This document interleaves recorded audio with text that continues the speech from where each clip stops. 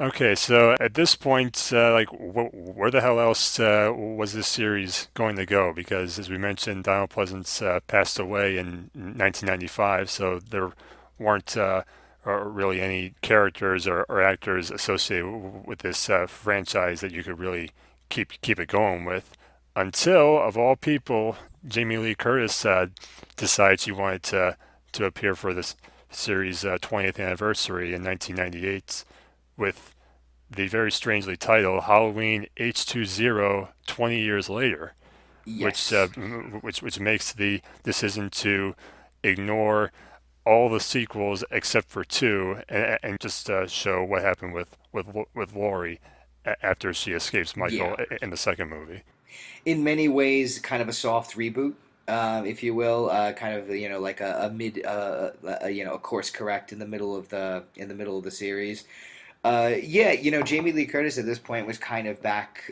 She had a bit of a career revival because she had True Lies, which was a huge hit, and I think that that kind of put her back on the map. And good on her. She knew the 20-year anniversary was coming up, and she knew that Halloween had a huge. She owed a huge debt to the film for launching her acting career, and decided to get back into it. And I appreciate that. I think over the years, clearly Jamie Lee Curtis has grown a great affection for the franchise because I mean, this since H2O, she's now returned to the franchise three times. So, like, clearly, I think that she's gained an appreciation, and now she's on Scream Queens, which is a whole homage to her career. Um, and I appreciated that she was the one bringing everyone together for it. She even wanted John Carpenter to direct again, but I don't know if it was a scheduling difficulty or if he just didn't wasn't feeling it, but he decided not to come back. But the fact that Jamie Lee Curtis was going to be the one spearheading it all, I think that's when everyone's ears perked up. Um, and the franchise needed it. That was the headline that the franchise needed because if after Halloween, The Curse of Michael Myers, they said we're in production on Halloween 7, everyone would kind of roll their eyes and be like, "Aren't we done with this? Like, can't we just move on? There's really not much left to go." I think I read that Josh Hartnett, who makes his feature film debut with this movie, when he Yep. found out that this was being made, he asked, "Is this movie going straight to video or straight to hell?" Yeah, exactly. And that is the exact mentality I think pretty much everyone had.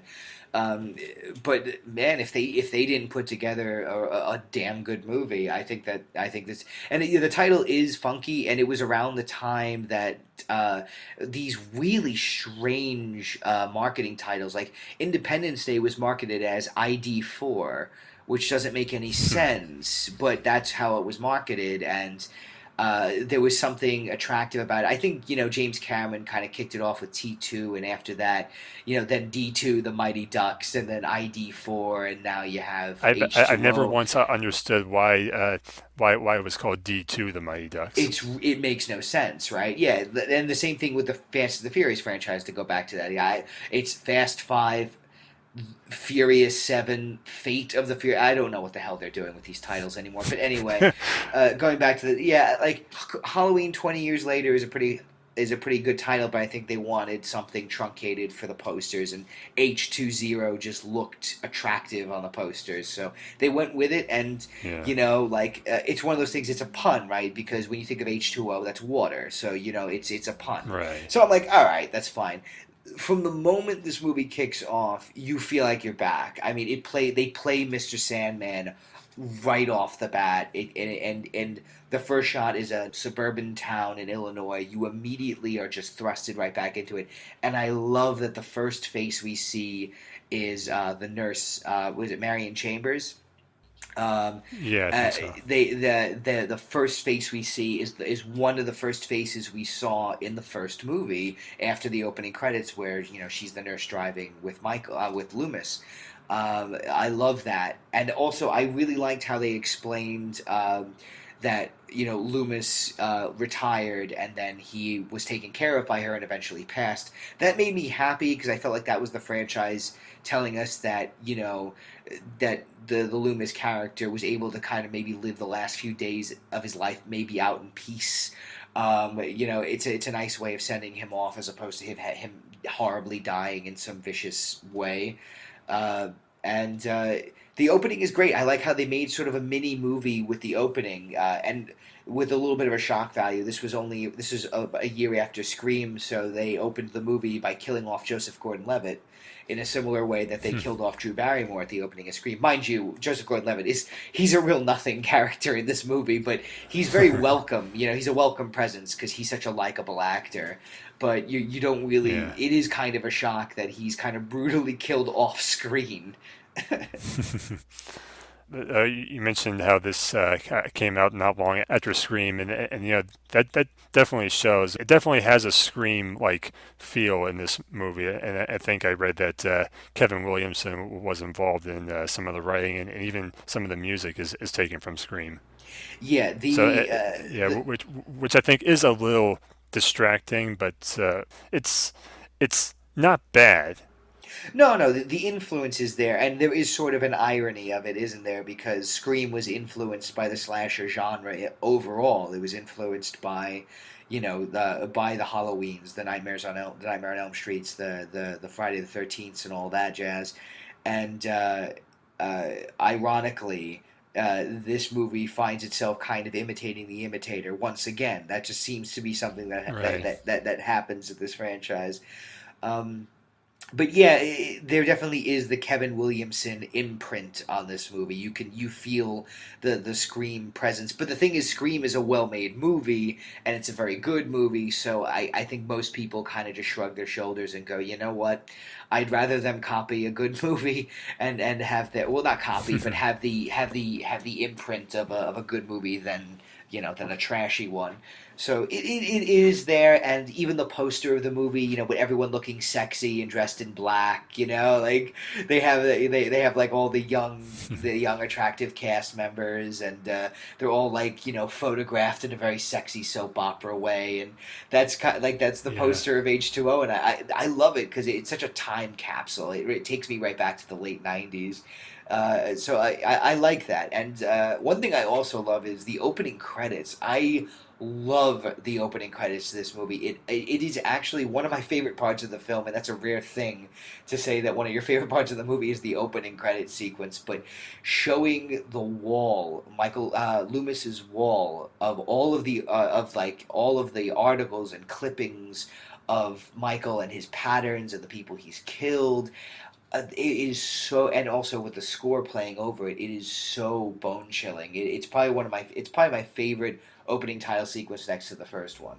Yeah, the only thing I disagree with for that opening is that they didn't use Donald Pleasance's original audio. Instead, they got Tom Kane. Yeah, yeah, no, I'm kind of 50-50 on that. On the one hand, I would have preferred to hear Donald Pleasance's voice, and I think they could have probably used alternate takes and longer cuts and manipulated it a little bit because they clearly needed to drag it out. And Loomis's speech that he gives in the first movie, he doesn't say it quickly, but he doesn't exactly say it slow either. He kind of has a really good pace to it, and yeah. excuse me, I get the feeling that they needed it to kind of fill up the credits a little more.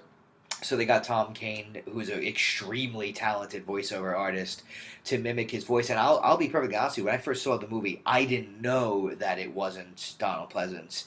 But if you pay attention, you could clearly hear that it's not him. But I'll tell you, it's a hell of an impersonation. And but Yeah. yeah, The only difference is that I think the cadence is a little bit different, but he does a good job with imitating the voice. he definitely sounds younger. That's for sure. I think that clearly this is not the voice of a 60-year-old man. This is the voice of probably like a 30 or 40-year-old man. But regardless, I just love the opening titles, and there's something very eerie about it. I really like the score too. I like how it's the Halloween theme, but it incorporates bits from the movie's original score as well. I thought that was really well done. But Yeah, yeah, I think that was it well done. sounds a little more modern. Definitely, it definitely has a modern flavor to it. And the movie itself, I think, is really good. The cast is real. When you look at this movie, it has Josh Hartnett, Michelle Williams, LL Cool J is actually really hilarious in it. Joseph Yeah. Gordon-Levitt, Janet Leigh, Adam Arkin. Like this is a really like solid cast for this movie. It's probably like obviously at the time Michelle Williams was only starting to gain a star from Dawson's Creek, and Josh Hartnett was a nobody. But now when you look back on it, it's like holy hell, they really put together a really talented cast. Oh yeah, it's really impressive. I even like the other kids that John and Molly, who's Michelle Williams' character is, they hang out with at this Halloween party. They actually managed to make them all likable. I actually really like Joey Lynn O'Keefe, who plays their friend Sarah. Yeah, and then you have Adam Hanbird who played young Robin Williams in Jumanji as well in there too. Yeah, the two of them were really good too because the moment that Josh Hartnett and Michelle Williams' characters pair up with these two, you're like, well, those two are gonna die. Because they're not the main characters and they're basically there to be expendable, but at the same time, it's like I believe that these four are friends, and I totally buy that they would pull this and kind of take advantage of an empty school like that. I appreciated that. It's kind of the irony that Laurie being so overly protective of her son, preventing him to go to Yosemite, ends up damning him because then he comes up with this alternate plan to stick around. But one thing I gotta say, I love the characterization of Laurie in this, and I love her relationship with her son. They're really good at getting these inner relationships with these characters, like in four with Rachel and Jamie, and in six with Kara and her son, and then you have this with Laurie and her kid. I appreciate the relationship, and I like how you see that her PTSD is screwing her son's life up, and it's really affecting her. And I would never expect a slasher movie to actually tackle a subject matter of post traumatic stress, but if you survive events like this, you would be mentally scarred for the rest of your life, and you see the effects it Yeah. has on her.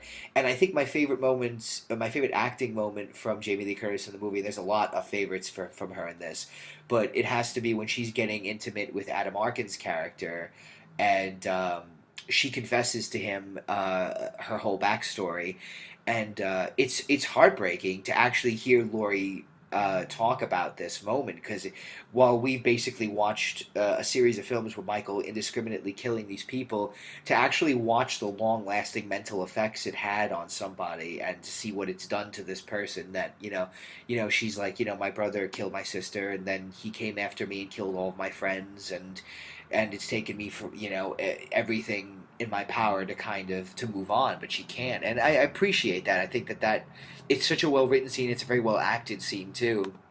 Jamie Lee Curtis is such a she's so phenomenal in it. Yeah, yeah. This is one of the only times where we got the sense of just the effect that Michael can have on someone's life. Yeah, you see the long lasting effects. Finally, you get to see just what encountering him does to these people.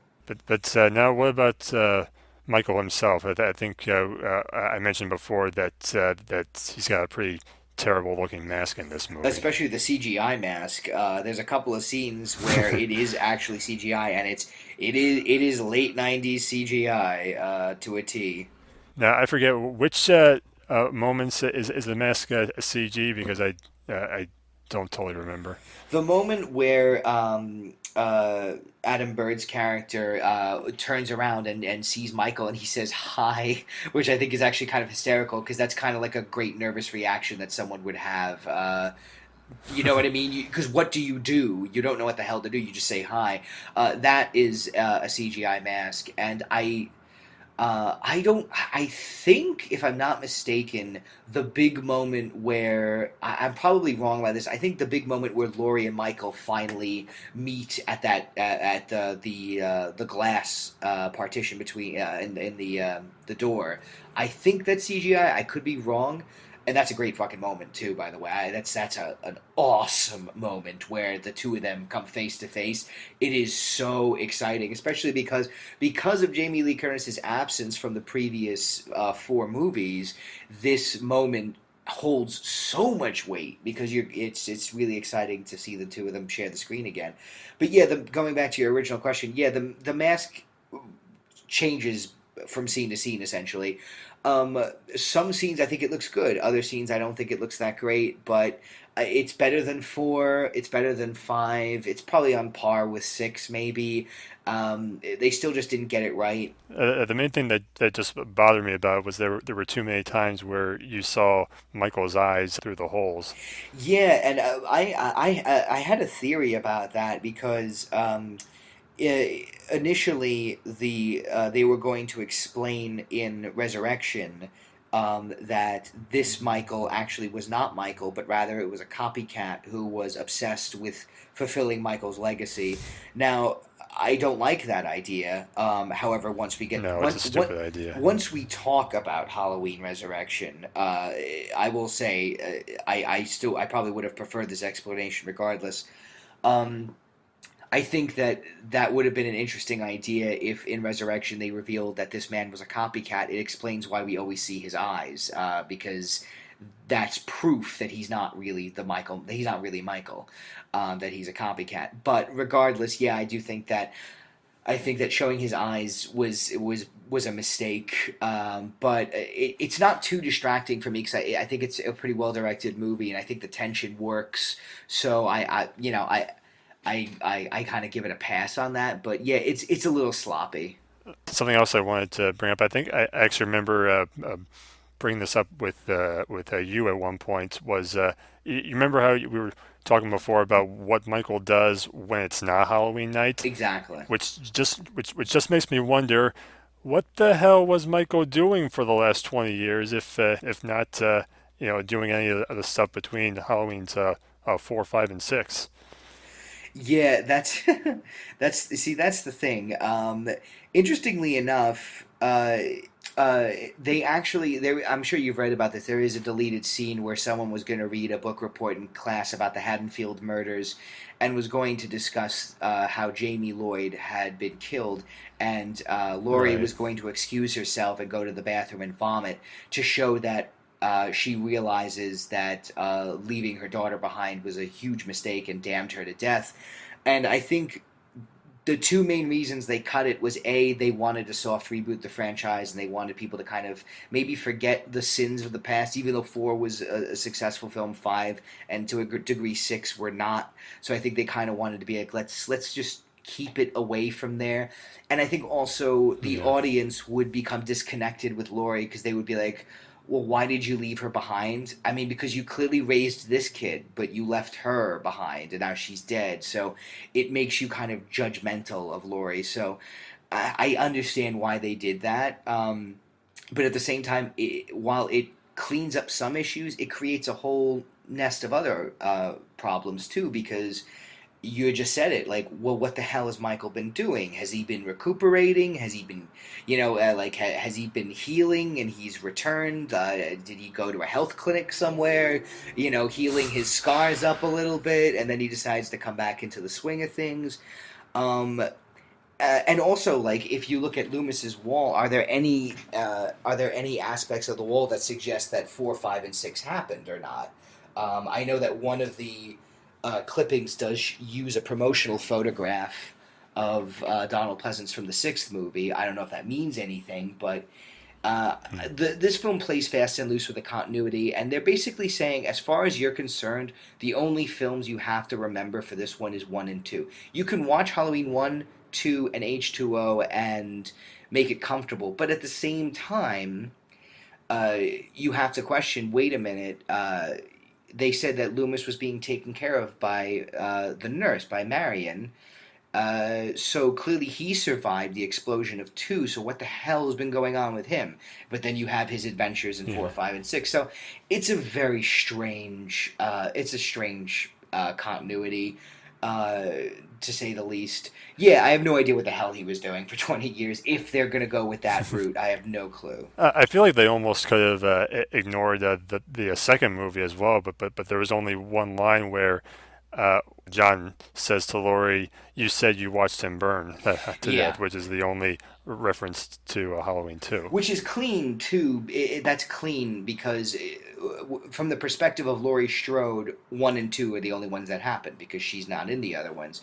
Also, the inclusion of Mr. Sandman in the movie, which I think they used twice. They Hmm. open the movie with it, and then she turns on the radio and hears it, and kind of cracks like a smirk from hearing it. Uh, uh, they definitely are using one and two absolutely as the backbone for the movie. Um, because Laurie is the heart of this movie now, so we're focused on her journey, and her journey began in one, continued through two, and now is going to conclude in this one, as far as I'm concerned. And I I think I try not to worry too much about the continuity. I just think that for what they had to deal with, that it was very messy at this point, um, and they cleaned it up as best they could. And I think it works. And like I said, it's the performances that keep you in. Laurie's relationship with her son John is really interesting. Josh Hartnett's very good in the movie. I believe his romance with Michelle Williams, they have really nice chemistry with each other, which is nice to see a romance that actually doesn't feel stupid and forced in a horror movie. Yeah. I like LL Cool J as the comic relief. He's actually really hysterical. I like the fact that he's trying to write a cheesy romance novel the whole movie. Like, it's such an interesting quirk to give him. Um, and I'm glad they keep him alive at the end of the movie too, because I think that the ending would have been more of a downer if he had died. Uh, Clearly, this was kind of in the mold of Dewey from Scream with David Arquette. They have kind of Yeah. the face of security and law enforcement is a dope, but is a lovable dope, and you don't want to see them die. So, and they fake you out with his death too. Um, so Yeah. yeah, I mean, I like the cast of characters. It's a pretty well directed movie too. I think Steve Miner did a pretty solid job with the movie. I like the photography. I like the dream sequences. That Laurie has where she's remembering the past, and uh, I really love the inclusion of that she sees Michael every day and she closes her eyes to make him go away. I liked when they introduced that because I knew the payoff was going to be eventually it wasn't going to work and he was going to keep coming. So I thought that was really well done. And another thing, I love Janet Leigh's cameo in it too. It's a little on the nose, she's driving the same car from Psycho. You know what I And mean? there's even a little bit of the music from Psycho when she gets into that car. Yeah, yeah, and then she and talk about sandwiching homages. You have Janet Leigh, who is Jamie Lee Curtis's mother, who was also the star of Psycho, getting into her car where she played Marion Crane, and Marion Crane's boyfriend was named Sam Sam Loomis Loomis. in that movie. And then as she's turning around to get in the car, she turns to Laurie and says, "I guess it's Halloween. Everyone's entitled to one good scare." Yep, And she says that too. she even homages the first Halloween movie. So I'm like, they're a little up their own ass in that moment, but at the same time, it's like it's a real pleasure to see Janet Leigh and Jamie Lee Curtis share the screen with each other. So you forgive it because it's a really nice moment. You felt like this was the series sort of, I don't want to say it's celebrating itself or anything like that, but it's clearly acknowledging uh, what a run that it had at this point, and in some ways, thanking the fans for contributing to its longevity at that point. Yeah, no, I actually think celebrating is a good word. I think they were celebrating, and they had the right to. This was the 20th anniversary. The franchise had endured a lot of ups and downs, and it was still, and this was a big moment to have Jamie Lee Curtis back and to bring in Janet Leigh, who was in Psycho, which was a big inspiration on Carpenter to begin with. It was a generational thing. It was sort of like it was everybody kind of patting themselves on the back for, for these groundbreaking movies. So, like I said, they were kind of up their own ass a little bit, but it was deserved. It was it's if they did it in every movie, it would become very annoying and self-serving.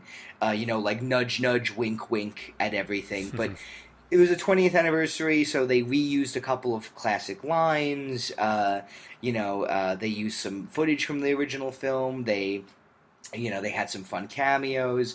They did it tastefully, I think. Some movies get bogged down in homages. When Die Another Day was celebrating the 40th anniversary of Bond, they basically try to fuck as many homages into the movie as possible that they forgot to write a script. With this, I felt like they had a good story, and they also had some really great homages on top of it. So, I give them credit. I think it's a pretty solid script. Yeah, I do want to ask, how much would you be willing to give to see a movie based on Michael's drive from Illinois to California? Oh my God! They could be playing Holiday Road like in National Lampoon's Vacation, and he stops off and visits cousin Eddie.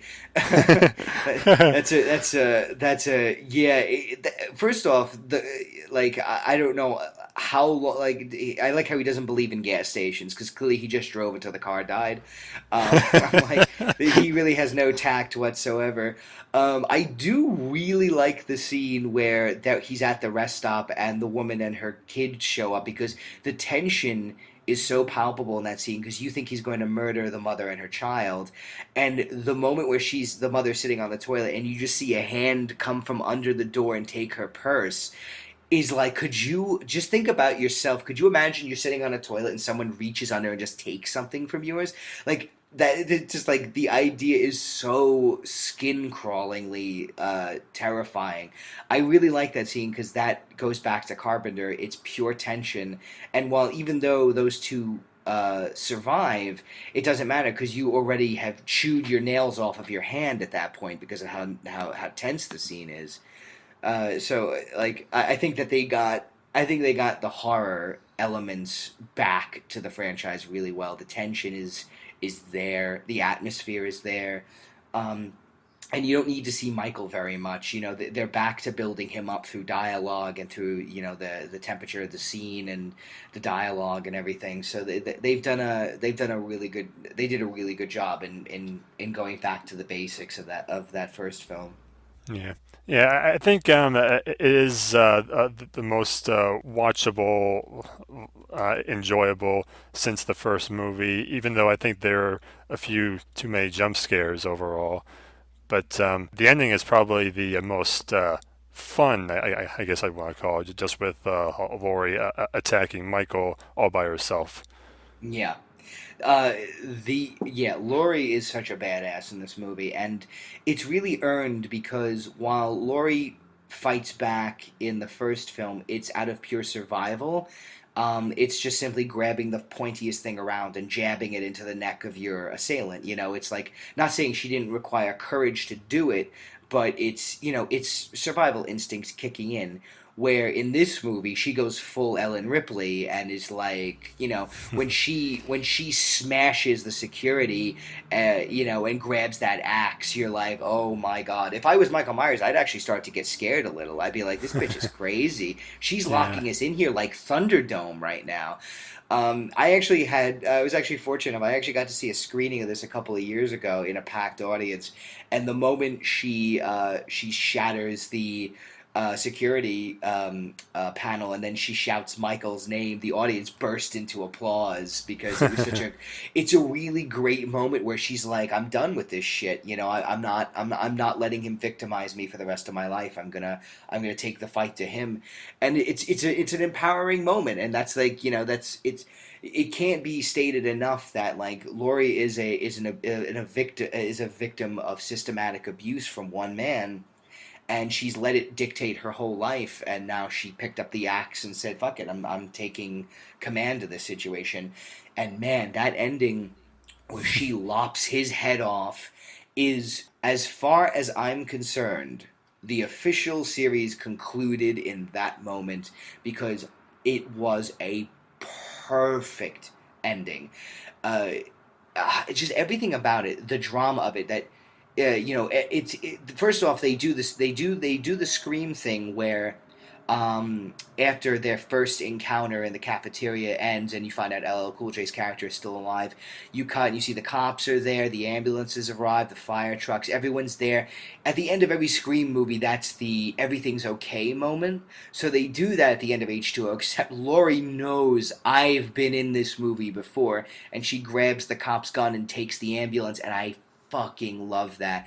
And then the fact that and it could have been hokey, but I loved the battle that ends with the ambulance, tumbling off of the side of the cliff and it landing on Michael and him being pinned. I love the moment where Michael actually tries to manipulate her and reaches out to her for help. I mean, like, it is a great moment because it's the one time in the franchise where Michael is completely vulnerable. He actually lost finally. There's no way out of this scenario. He is trapped and he actually tries to appeal to her humanity by reaching out to her. And she actually reaches out for a second and then she just winds up and takes his fucking head right off. And they use the cue from the first movie, the big jump scare cue. I can't even imitate it. You know which one I'm talking about. Like Yeah, yeah, I know what you mean. that epic cue, and his head flops off, completely spins around, rolls over, and then you hear the fire trucks and the ambulances in the background. Jamie Lee Curtis, Laurie just takes this deep breath and just lets out this deep breath. The music swells up and it just cuts to black. Holy shit. What an amazing ending. Now, what was the reaction in the theater to that moment? That I mean that was a huge applause. That was absolutely, yeah. That was, it was such a great ending. It's such a powerful moment, and it is a fist pumping moment because you really are happy that Laurie finally got to beat him, and it isn't a matter of just getting the upper hand and surviving to the next movie. It's she won. As far as this film is concerned, she won at this moment, and I loved that. I thought that it's a really damn good ending. Yeah, I love that ending, but I also love just before that when she sent Michael crashing through the windshield and he's on the ground and she just is looking at him and she says, "Come on, get up," as if she's saying, "You, you are not getting off that easily. I want you to get up so I can keep on kicking your ass." Yeah, she's had it. She's like, I'm not falling for your trick. The whole I'm gonna remain catatonic and wait for everybody to disappear, and then I'm gonna come back with a vengeance. She's not playing that game this time. She's done with it. She's had it. Let's have it out. Let's finish it now. Let's actually do this. So I absolutely love that moment. It's really, oh, it's such a great moment, and Jamie Lee Curtis totally sells it, and she is such a bad bitch in that. Like I said, the last act of the movie, I'm more afraid of Jamie Lee Curtis than I am of Michael Myers. She Yeah. totally owns it, and does such a great job. Yeah, in terms of like, I really couldn't even, like I said, I think we've already discussed like the negatives that we find, that there's some shoddy parts to this movie, particularly some of the, like, the mask being changed and the CGI mask, and using a voice impersonator for Donald Pleasance and all that. But apart from those minor gripes, this is a damn good movie. I think it's probably the best one in the franchise after one. That's for me personally. Yeah, yeah, I think so. And it really should have served as the finale of the entire franchise, but Mm-hmm. they just couldn't leave it alone. So we get to Mm-hmm. 2002 with the most soulless of the entire series with Resurrection. Yeah. Um. The saddest thing, the saddest thing about this story is that I was about 8 when H2O came out, and even though I had watched the movies on TV, there was something about, I chickened out and couldn't muster the courage to see H2O in cinema, so I actually waited till it was on pay per view. So Resurrection is the first Halloween film I saw in a theater, Oh, and I'm sorry for that. I know it's fortunately I've been able to see one and H2O in some print in some form after the fact, but Yeah, Resurrection was the first one I saw, and I'll tell you this: the trailers were intriguing because you knew Michael was going to come back in some way, and I honestly thought the explanation was going to be very simple. I honestly just thought that it was going to be a matter of like, I don't know, they sewed his head back on and he's back, and I didn't care because I'm like, all right, whatever. I love Halloween. I'll watch a new one. And they put Jamie Lee Curtis in the trailers, and Yep. I knew it was going to be more limited, but there was something cool about seeing her with the long hair again. And I thought that I had theorized before going into the film that the story was going to be about this reality TV crew who wants to take advantage of the Myers house and make a scary show out of it. Then it becomes all too real when Michael returns. And then I thought Laurie was going to take the Dr. Loomis role and that she was going to kind of kick the door in towards the end of the movie and save everybody. So you can imagine my utter heartache when not only do they kill off Laurie Strode at the beginning of the movie, but the explanation for Michael's survival is probably the biggest kick in the balls since they did the whole Michael goes to 0% on his iPhone when it turns to November the 1st in Halloween 5.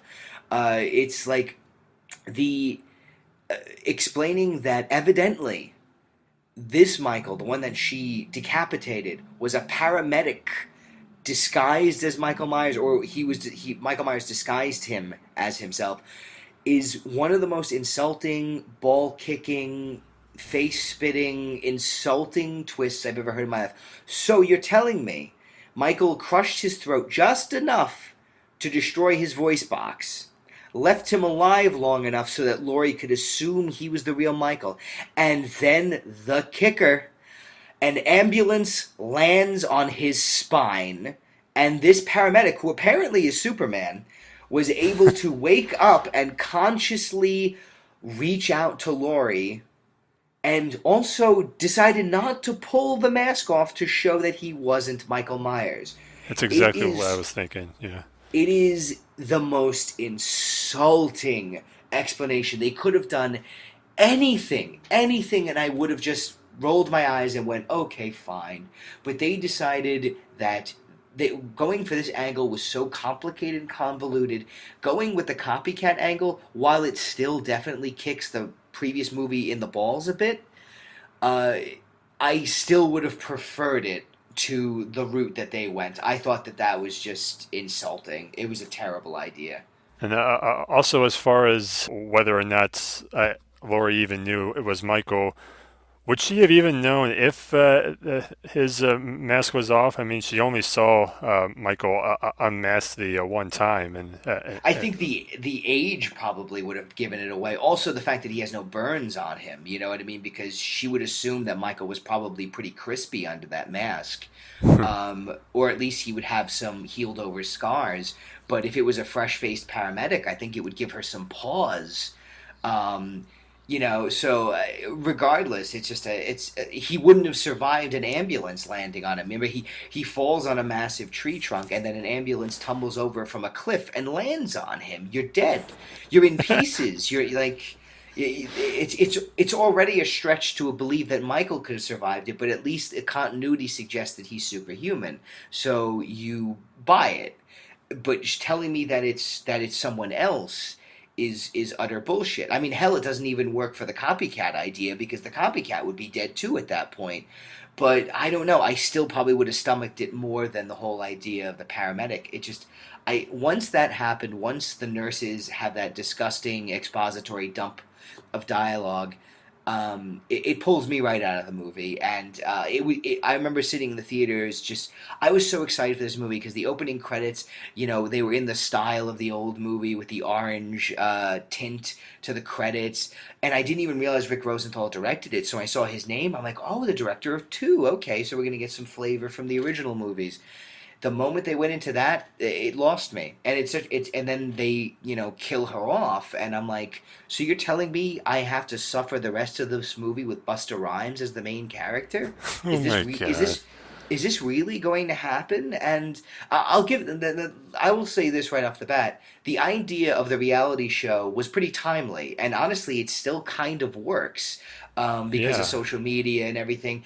It is an interesting idea of like, could you imagine if they had just made Halloween 8 a found footage movie without Laurie, without anybody. Don't even explain why Michael's there. Just simply have it as a found footage movie where a reality TV crew attempted to make a show in the Myers house and Michael just started killing them off and just don't explain anything else. That would have been a much better movie. Yeah. Everyone after the film would have been asking, where was Laurie? How did Michael survive? But then people would probably assume they would explain it maybe in a future sequel. But just going with the reality TV aspect and making it a found footage idea would have been interesting because Blair Witch Project came out in between H2O and Resurrection. So going found footage would have been a really interesting idea. You have the timely aspect of reality TV, you have the found footage genre which just kicked off with Blair Witch Project, and you're mixing it with Michael Myers. Sometimes cross-pollinating genres is an interesting idea and can work. And sometimes it's Jason X, where it's Jason in outer space, and it becomes a comedy. But I think that could have been an interesting idea. But them having to do the sequel and having to try and answer for the continuity and giving a really shitty answer to the continuity, it's really heartbreaking. Yeah, and I do agree with what you said that there actually is a little bit of uh, poignancy when Buster Rhymes is basically spelling it out for us that people watching reality TV aren't watching reality; they're just looking to be entertained, and that is something that has lasted to this day. No, exactly right. Like I said, they actually have some. There were some interesting ideas with the reality TV edge to it, and they could have done something special with it. But I think, but they went in the wrong direction by even having to try and over explain the continuity issues. And that it just kind of kills the momentum of anything you're going to see after that. And also the cast is very bland. I mean, Oh yeah, you want to talk about trading down. I mean, like LL Cool J, what does he do, R&B or rap? I can't remember. He was a rapper, right? I barely remember any of his musical work. I actually am more familiar with him as an actor, but he at least kind of had his foot in both film and music for a while. Buster Rhymes did not, so it's a real trade down. And then in terms of the actors, I honestly don't remember most of the actors in Halloween Resurrection. What Tyra Banks makes a cameo in the movie as a worthless character. Sean Patrick yeah. Thomas was there off the success of Save the Last Dance.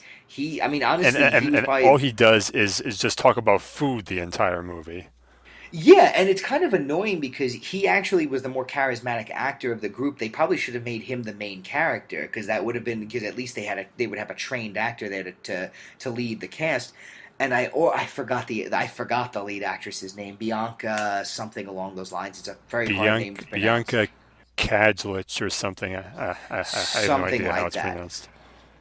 A pretty face, a good scream. Can't remember a damn thing about her. It's not even her scream Um, though. It was dubbed. You see, then I can't even give her any goddamn credit. Then, so yeah, so the movie has an empty cast with no one very interesting, a possibly intriguing idea, but then the opening of the film completely shits on the previous film, and it kicks the current movie off to a bad start.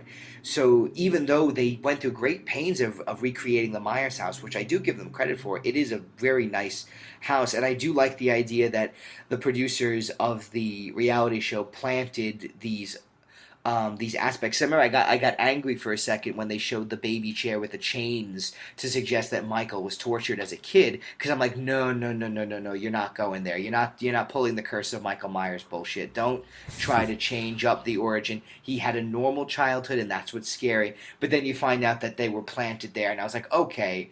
That's one thing that I'll give them, I'll let them off the Yeah. hook for.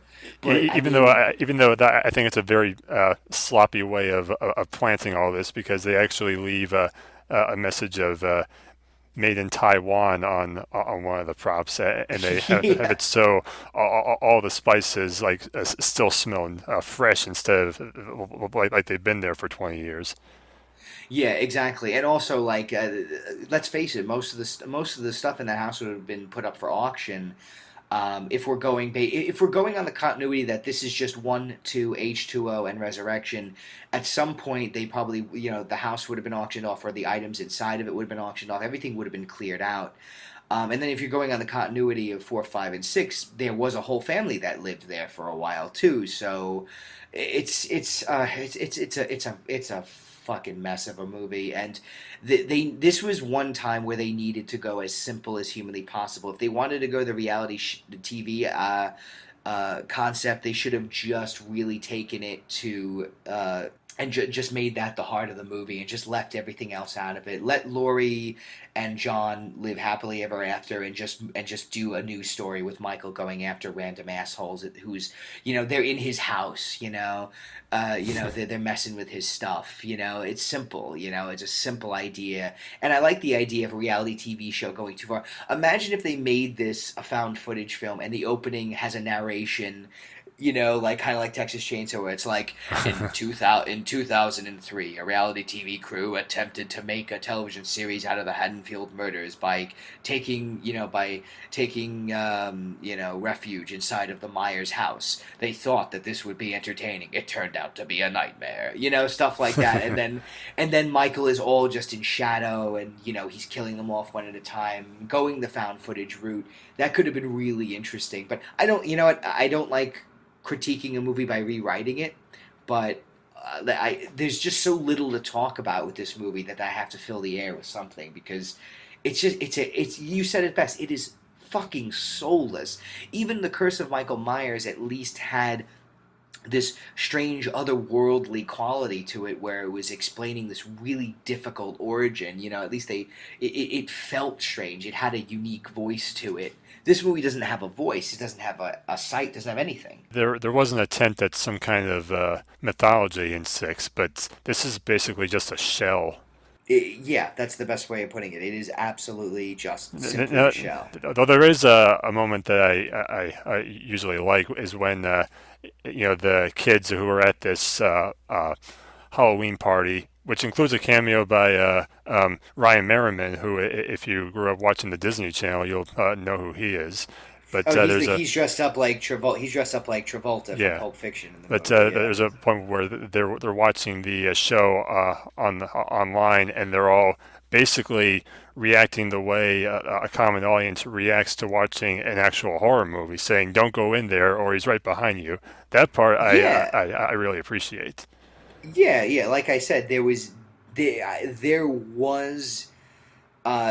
a nugget of a good idea in here to be subversive. And in all honesty, this could have been a subversive subgenre of horror, the same way Scream was, where it takes the tropes, becomes a bit satirical, but in a serious vein, and is still very much at its core a horror film. And they could have done something really interesting with that. I mean, in a way, they almost kind of achieved that with a film they did a few years later called Behind the Mask: The Rise of Leslie Vernon, which is a satire on horror films. It's a documentary crew. It's a mockumentary about basically a guy who's training to become the next Michael Myers, the next Jason Voorhees, the next Freddy Krueger. And it's funny, but it's also terrifying at the same time, because it goes horribly awry, and you realize this isn't a joke. This is very serious. It's a very clever movie, and honestly, Halloween Resurrection, if it was like that, it could have been one of the best in the series. That's probably one of the worst things about this movie, is that they had this nugget of an idea that could have been turned into something really special, and they it goes to shit. And I think we're starting to see a theme here, aren't we? Because I literally said the same exact thing for Halloween 5. They set up something that potentially great, and then they completely squander it.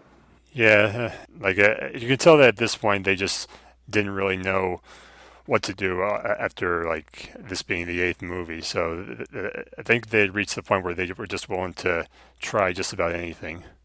Yeah, and the funny thing is the one different thing, the major difference between the interim between 4 and 5 and 7 and 8 is that the difference, the time lapse between 7 and 8 is significant. What's it called? H2O came out in, what was that, 97, 98? I think it was Yeah, it was 98. 98. In 98, and Resurrection came out in 2003. There was a 5 year gap between those movies, and this was the best thing that he can come up with.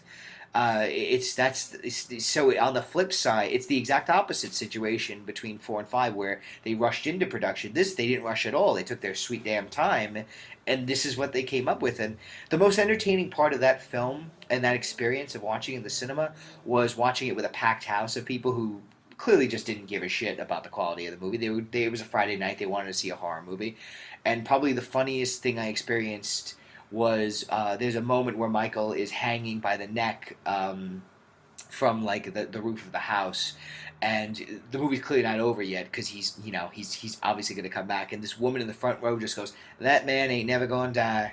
And everyone in the audience burst into laughter, that was probably my best experience watching this movie. For some reason, I own it on DVD. I think I got it for like Christmas or something, and I just was like, "All right, whatever. I'll be a completist. I'll have all of them at least." I don't own all of them. I own like one, two. I actually own 4 and 5 on one of those double discs. I own Yeah. H2O and both of the Rob Zombie versions, but I don't own 3, 6, or 8 at this point. Yeah, I think I have. Yeah, I'm pretty sure I have all of them except for the most recent Halloween 2. I don't think I own that one.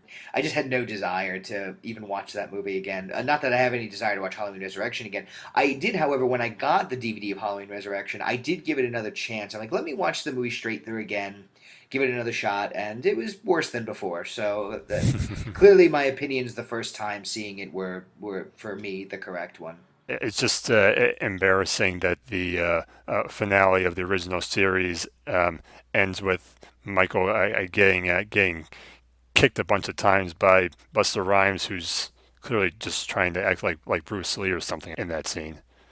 Yeah, and they even try to set up his fondness for kung fu earlier by just having him watch a kung fu movie, and I'm like, so showing Buster Rhymes watching a kung fu movie is going to make me believe that now he's a kung fu master at the end of the movie.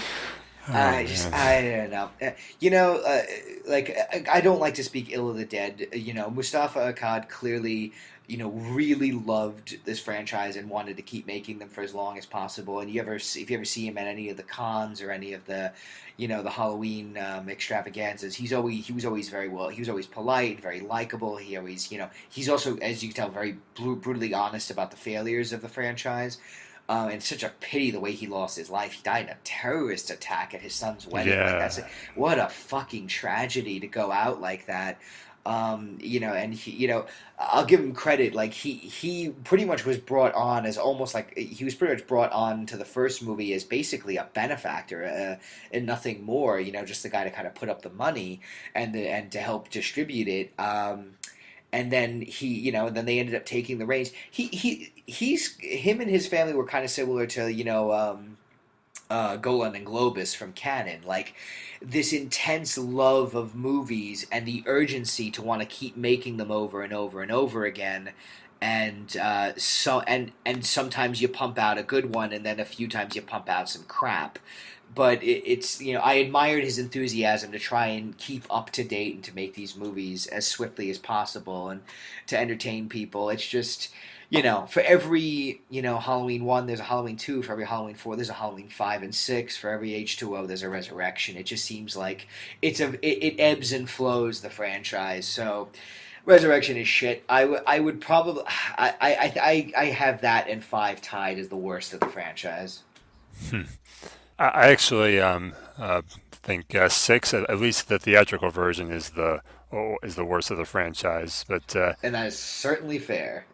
yeah, it's hard to call 8 better or worse than 5. I think it had more of an opportunity as far as how it was made than 5 was.